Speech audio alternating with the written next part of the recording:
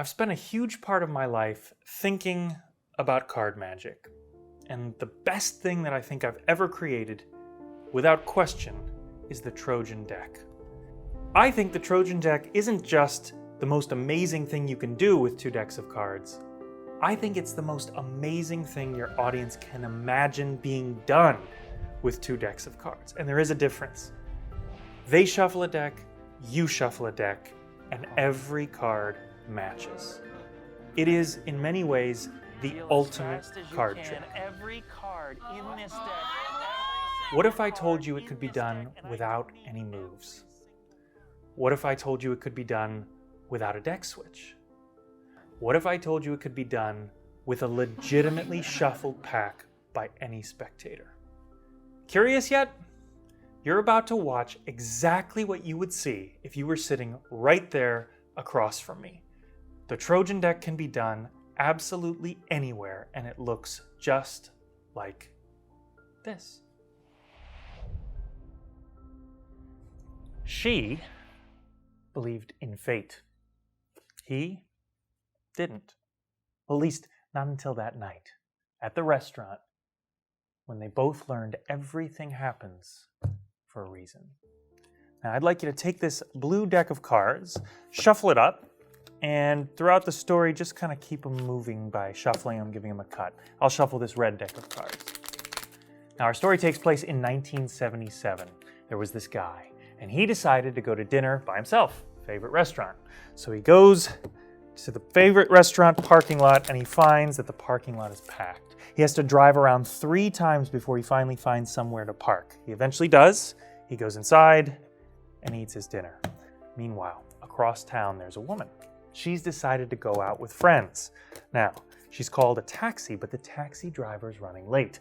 The reason he's running late is because he ordered a coffee, but the coffee's way too hot to drink. So he puts the coffee in the cup holder of his car, and he waits for it to cool down. Meanwhile, across town, she's sitting in her parlor, checking her watch, smoothing the wrinkles out of her white wool dress. Finally, the taxi comes, she gets in, and off they go. Now, you've been shuffling up those cards. I want you to spread through those cards, and when you get a feeling on a card, I want you to take that card out without looking at it and just set it down. Great. Now, you don't know what that card is, and you don't know what that card is. Good. We're not going to look at these cards now. We're going to look at the end. So take that card and put it away. Sit on it, stick it in a pocket somewhere. It will be safe. And keep shuffling. So the man is in the restaurant eating. Meanwhile, across town, the woman is speeding down the road in the back of the taxi. All of a sudden, the light changes from yellow to red. Taxi driver slams on the brakes. Coffee goes everywhere, all over her white wool dress. So she says, "Stop the car. Stop this. I have to get out. I have to fix this." She gets out, and she goes into the first place that she can, and that place is the restaurant. And as he's walking out, she's walking in, and they physically run into each other. And he takes one look at her and he says, "You're covered in coffee. You look like you could see a card trick." You see, this guy, he was a magician. He wasn't a professional magician, but he was a magician. So he did a card trick. And that card trick turned into a date. And that date turned into a second date. And that second date turned into a marriage. And they spent their life together.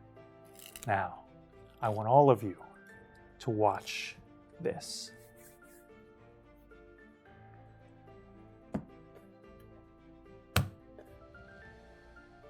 That cut is the last time I will change the order of these cards. I would like you to do the same thing. Set the cards there, face down, and give them a cut, and let everybody see you do it. You feel good about that, or you want to cut them one more time? We're good. That's it? All right, let's start with mine, and then we'll check yours. Can you see that these cards are not in order? You can see as well. They're not separated by color or numerical. They're pretty well shuffled. Yeah. Would you square them up and put them face down in front of you? And now let's check your order as well. Yeah, I'd say pretty well mixed. Now, when I hear this story, the first thing that I think about is, what if just one thing happened differently, right? Because, I mean, think of it this way. What if the parking lot wasn't crowded? What if the coffee didn't spill? What if the coffee wasn't too hot? What if the light didn't change at exactly that moment? Well, then these two people don't meet. They don't fall in love. They don't get married. They don't have a son. And when that son is 8 years old, his dad never shows him his first card trick. And if none of those things happen, I'm not here in this room before those cameras sharing this story with you. This is the true story. I swear to God, this is not a script. A true story of how my parents met. It was an amazing night, just like tonight. You shuffled those cards up. You watched me shuffle the cards up. And you all watched us each cut the deck, which meant we're all leading to the top card of this deck and the top card of this deck. Would you take that top card and turn it over?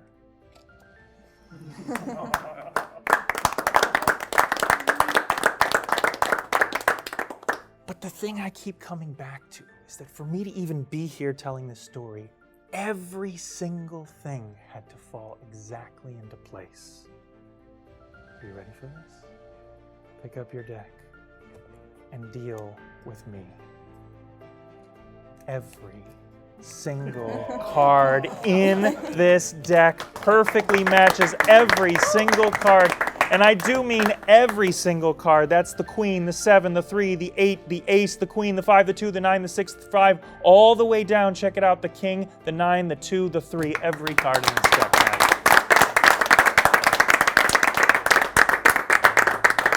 But I know what you're all thinking. You're all thinking, yeah, but that's probably just luck. No. But there's one thing luck wouldn't explain. At the very beginning, when we were shuffling our decks, you took out a card that you felt something on. And I took out a card that I felt something on. Take those cards out now. You see, this part, this isn't luck. This part is fate.